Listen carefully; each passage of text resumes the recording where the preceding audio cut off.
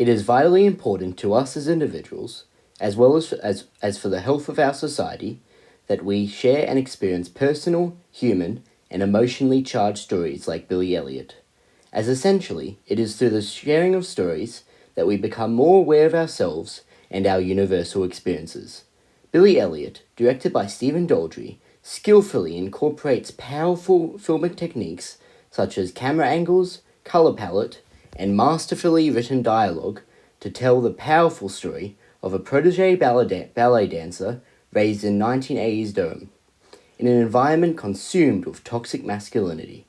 The story is particularly moving to those who are aware of the fact that the film is inspired by the true story and real events of dancer and choreographer Lee Hall. The iconic film conveys the powerful and engaging themes of rebellion and turmoil within working-class England through the riot scene, as well as pursuing one's personal quest, which is represented through the powerful and engaging motif of the piano, as well as the Swan Lake scene, which represents the turning point in Billy's journey. The opening scene of Billy Elliot is undoubtedly effective in the way in which it sets up the narrative of the film to share this moving story in a way that impacts the audience profoundly.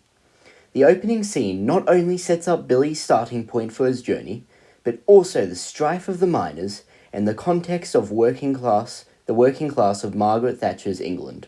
as well as building a strong foundational base for the impactful family-oriented relationships in the film.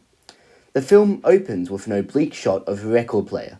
This not only grabs the audience's attention, but introduces the story as one about art, the yellow colour palette to signify the youth and innocence of Billy and his nan, and the blue colour palette representing the working-class mining-based lives that Jackie and Tony live, as well as the convincing set decoration that amazingly creates the environment of a working-class home, and the fitting and upbeat music choice of Cosmic Dancer by T-Rex work together perfectly to create a mise-en-scène that grabs the attention of the audience. The use of camera angles in the following sequence, where Billy helps his nan, adds to the contrasting ideas of the miner's struggle and the pure innocence and youth of Billy and his nan. The beginning of the film flawlessly introduces the audience to the broader themes of the film, as well as introducing Billy as a driven, passionate, and free-spirited person, which helps to communicate the universal and personal story that the film wants to tell. The piano serves as a powerful motif in the film. It represents both Billy's connection with his family and his past, as it has a direct connection between Billy and his mother, as well as his nan, who herself could have been a famous dancer. The piano not only represents the memory of Billy's mother and the grief and pain that the Elliot family has experienced because of that death, but it clearly shows Billy's passion for the pursuit of art and the sharing of stories, which in Billy's case primarily comes in the form of dance. The motif of the piano comes back into play when Billy is first introduced to the idea of dance, as the piano is triumphantly pulled into the room in the same manner in which Billy's passion for dance is about to burst into his life and change everything. Stephen Daldry, choosing for the piano to represent both meaning for Billy's broken family life and grief, as well as his passion for dance, art, and self-expression, is a brilliant and clever use of what it could have been a tired and boring motif,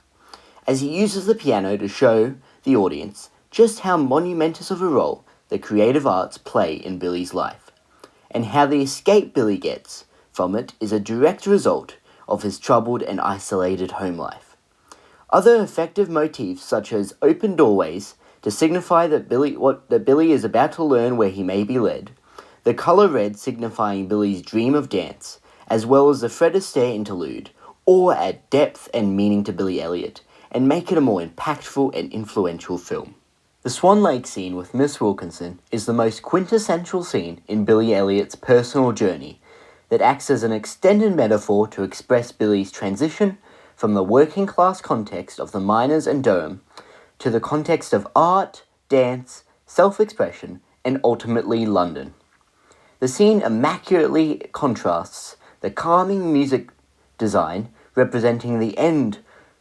of Billy's journey, where he is liberated from the confines of his context with the industrial and brutalist architecture of Durham to represent what his creative and passionate soul yearns to escape from.